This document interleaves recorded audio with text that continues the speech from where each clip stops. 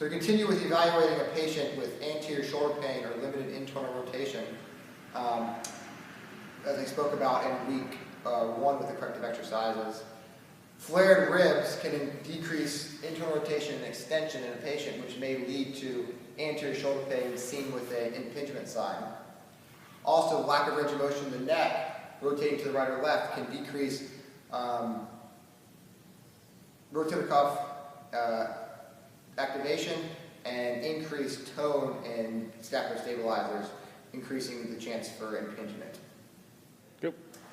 So I break my core stabilization exercises into anti-extension, anti-flexion, and anti-rotation exercises. So an anti-extension exercise would be managing anterior core control. Vice versa, anti-flexion, I'd be working on the lumbar spine exercise, muscles. Anti-rotation prevents me from rotating my lumbar spine. So a lot of these exercises I'll be performing here will be either working on anti-extension, anti-flexion, or anti-rotation. Yep. Additionally, I like to categorize my exercises as presses and pulling, as we spoke about in the articles this week. And I use the horizontal plane and the vertical plane. I push and pull in, where in the articles they spoke about the sagittal plane and the frontal plane, but I talk about vertical and horizontal. So the first progression within the shoulder, within the pressing exercises, is a bottoms up kettlebell press. Patients that have the kettlebell in the bottoms up position, they're going to press on up, internally rotate, externally rotate, scapular press, come back to reset, and back down. To make sure the patient's not using any neck muscles, you can have them do a clearing with their neck to make sure they have full range of motion in their neck. To make this exercise a little bit more difficult, we can straighten the legs out, which is going to increase the anterior core demands. Keeping those ribs down while I'm pressing will work on some anterior core control. This is a great exercise for shoulder stability.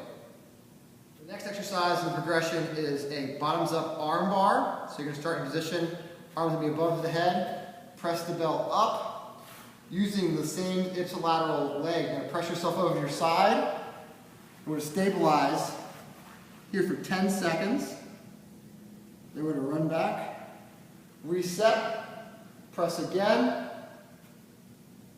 This is a great exercise for incorporating the core and the shoulder together. A lot of patients may be struggling to hold themselves up, so if you need to, you can bring up this top leg, rest it on the ground for a little bit to increase your base of support.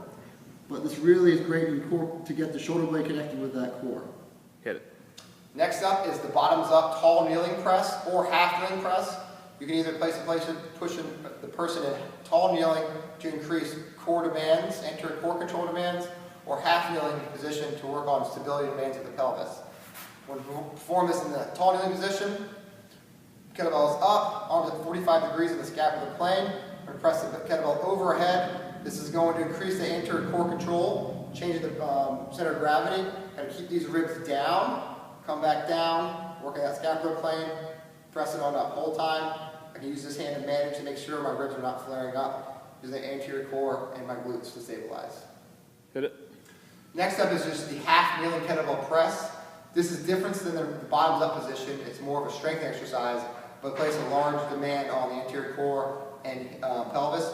This could also be done in the tall kneeling position, just like I did the bottoms up press. I'm going to perform this in the half kneeling position. From here, we press on up, works on the anterior core control. If I can't stabilize with my pelvis in this position, I can increase the base of support by moving this foot out wider. But the goal is to be able to have this heel in front of that knee when I'm pressing up, keeping those ribs from flaring up. Hit it.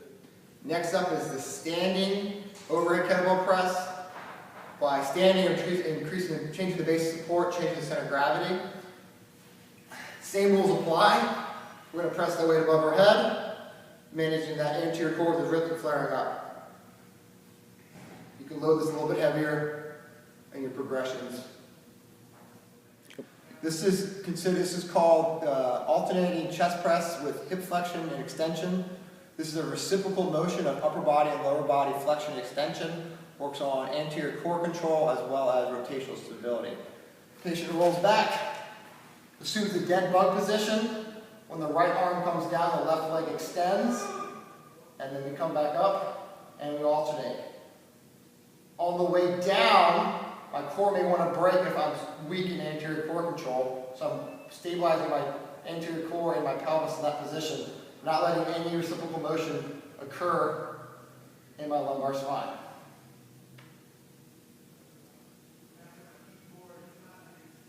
Action. Next up is the single arm bench press. One of my shoulders will be on the bench, the rest of my body will be off the bench. This is a great anterior or anti-rotation exercise. My left shoulder will be on the bench, my right arm's off the shoulders off the bench. When I come down, my core's going to rotate to my left. I stabilize my pelvis and my internal and external obliques as I press on up.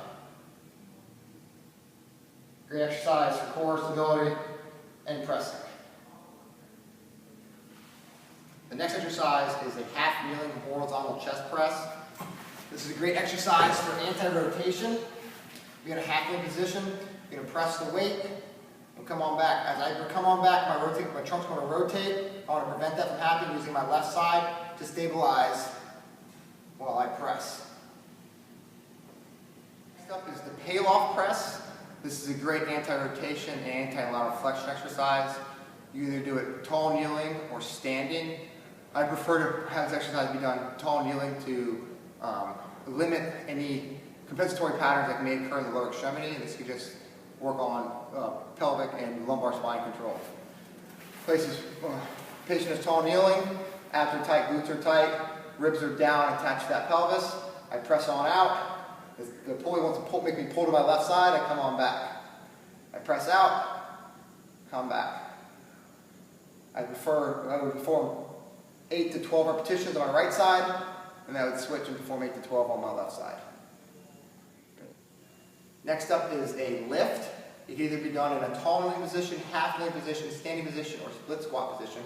I like to perform this exercise in a half kneeling position to work on core stability and hip stability, as I will have proximal stability for distal mobility.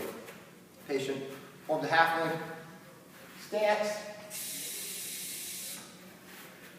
Same things apply.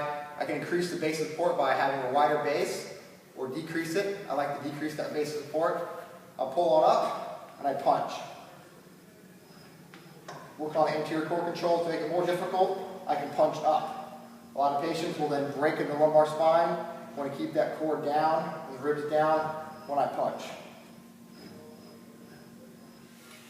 The next exercise is the chop. Again, this can be performed in tall kneeling, half kneeling stances, as well as standing or split stance. If I want to work on a patient, make sure he is staying in a very narrow base, I'll have my patient get on a balance beam. And this gives them a feedback when we're not cheating. My heel in front of my knee, and I perform the chop. This is a great self-limiting exercise because if I fall over, I'll know that I did not perform it correctly, working on some riding reactions. Again, working on keeping that anterior core tight and this glutes tight.